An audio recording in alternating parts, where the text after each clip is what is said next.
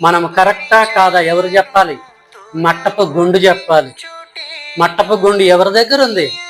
దేవుడి చేతిలో ఉంది. టైం బ్యాడ్ నడుతుందంటే దేవుడు కావాలని బ్యాడ్ టయాన్ని ఇయ్యలే. నువ్వు చేసుకున్నావు, నేను చేసుకున్నా, మనం చేసుకున్నాం.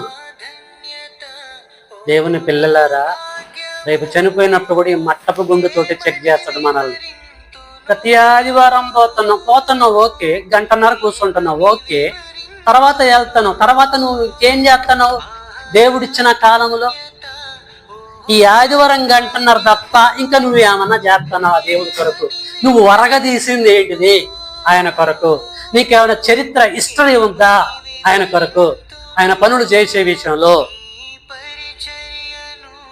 గంటన్నర అదేదో గొప్పది అనుకుంటున్నాం, సాధించాను అనుకుంటున్నాం మనం.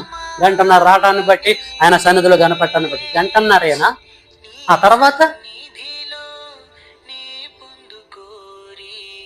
దేవుని పిల్లలారా, మట్టపు గుండు దేవుడు ఇశ్రాయేలు మధ్య కాదు వేయబోయేది, మనలో వేయబోతున్నాడు, వేస్తున్నాడు. ఆల్రెడీ రిజల్ట్ కూడా పొందుతున్నాం. కాబట్టి బ్యాడ్ టైం నడుస్తుంది మనకి, గుడ్ టైం గుడ్ టైం వచ్చిందంటే నడుస్తుంది. గుడ్ టైం మన బ్రతుకులు అంటే కరెక్ట్ గా మనం ఉన్నామని చెప్పేసి మనం అర్థం చేసుకోవాలి. For your kind information.